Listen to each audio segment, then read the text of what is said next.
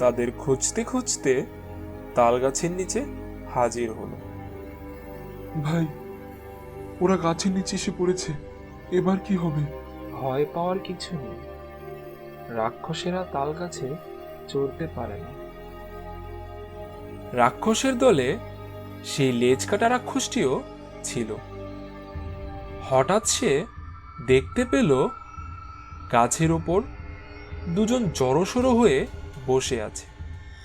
সঙ্গে সঙ্গে চিৎকার করে দলপতিকে বলল, ওই তাল গাছের ওপর খোকস দুটো বসে আছে।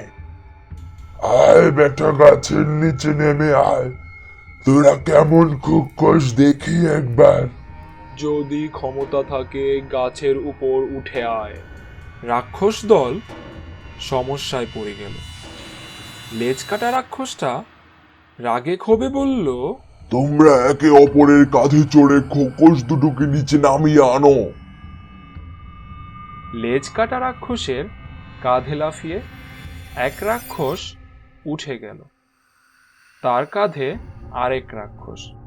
এইভাবে ধীরে ধীরে উপরে উঠতে লাগলো।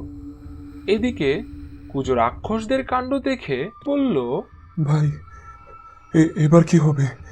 রাক্ষসেরা যে একে অপরের কাঁধে চড়ে উপরে উঠে আসছে। অন্ধ বিরক্ত হয়ে বলল, আহ, ফ্যাচ ফ্যাচ করছো কেন? যা বলছি মন দিয়ে শুন। যখন দেখবে আরেকটা রাক্ষস কাঁধে উঠলেই আমাদের ধরতে পারবে, তখন আমার চুল টানবে। এই বলে অন্ধ তাল গাছ থেকে একটা তাল ছিঁড়ে তার মধ্যে চুন মাখাতে লাগলো। এদিকে আরেকটা রাক্ষস কাঁধে উঠলেই তাদের ধরে ফেলতে পারবে। তখন কুজো অন্ধের চুল ধরে জোরে টান দিল। আচমকা এত জোরে টান দেওয়ায় অন্ধ চিৎকার করে বলল, এত জোরে টান দিলি কেন? তোকে মজা দেখাচ্ছি। এই বলে সেই চুন মাখা তালটা সজোরে নিক্ষেপ করলো মাটিতে। নিচে লেজ কাটা রাক্ষসটা ভাবল খোকস হয়তো ভীষণ রেগে গেছে। সাদা তালটা দেখে সে আরো বেশি ভয় পেয়ে গেল। সঙ্গে সঙ্গে পড়িকিমড়ি করে কাঁধ সরিয়ে দে ছুট। বাস, আর যায় কোথায়? তাল গাছের মতো হুড়মুড় করে রাক্ষস দল মাটিতে পড়ল।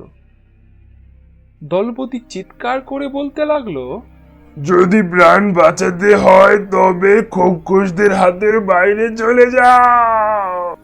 এই বলে দলপতি পেছন ঘুরে ঊর্ধ্বশ্বাসে ছুটতে লাগলো। রাক্ষস দল পালিয়ে গেলে অন্ধ আর কুজো গাছ থেকে নেমে পড়ল। এক সময় পৌঁছে গেল সেই নদীর ধারে। কুজো নদীর তীরে বাঁধা অবস্থায় একটা নৌকা দেখে আনন্দে উৎফুল্ল হয়ে বলল, ভাই, সেই মাঝে নৌকা নিয়ে দাঁড়িয়ে আছে, ভালোই হলো। আমাদের চিনতে পেরেছো? চিনতে পারবো না? তোমরা এত টাকা দিচ্ছ কেন? আমি তো মাত্র 2 পয়সা পাবো। এই সামান্য টাকা তোমাকে উপহার দিলাম। সেদিন বিপদে তুমি একমাত্র আমাদের সাহায্য করেছিলে। এখন তুমি আমাদের এক নতুন জায়গায় পৌঁছে দাও, যেখানে প্রাণের অস্তিত্ব নেই। শুধু আমি আর আমার বন্ধু কুজো থাকবে। মাঝি তাদের ইচ্ছা মতো এক মরুভূমিতে নামিয়ে বিদায় নিল। মরুভূমিতে এসে অন্ধ কুজোকে বলল, একটা জায়গায় বসে মোহর আর মণিমাণিক্যগুলো ভাগাভাগি করিনি। অন্ধ চোখে দেখতে পায় না, তাই কুজো মোহর আর মণিমুক্তাগুলোকে দুটো ভাগে ভাগ করতে লাগলো।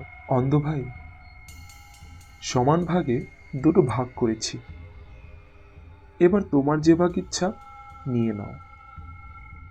অন্ধ বেশিরভাগটা দেখিয়ে বলল, এটা নেব। কুজো বেগতি দেখে বলল, বন্ধু, ভাগাভাগি ঠিক হয়নি, আরেকবার করছি। এইভাবে বারবার কুজো দুভাগে ভাগ করতে লাগলো, এক ভাগ বেশি আর অন্য ভাগে কম।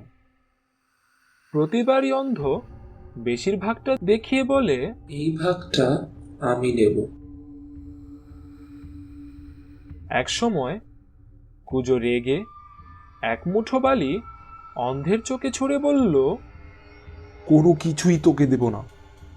যা কিছু পেয়েছিস সব আমার দৌলতে, আমি দেখতে পাই তাই। একটু পরে চোখ থেকে হাত সরিয়ে নিল। কি আশ্চর্য, সব দেখতে পাচ্ছে। অন্ধের চোখ ভালো হয়ে গেছে।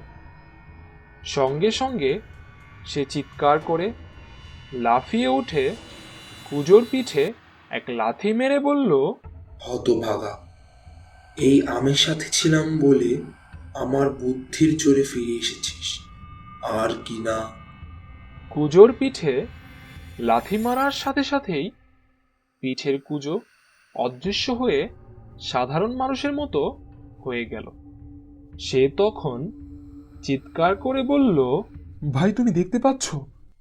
এই দেখো, আমার পিঠে আর কুজো নেই।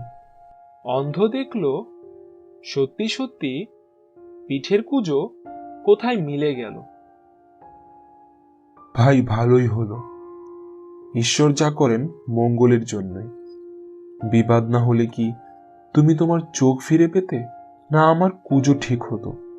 তারপর দুই বন্ধু সমস্ত মণিমুক্তা সমান ভাগে ভাগ করে নিয়ে দেশে ফিরে এলো।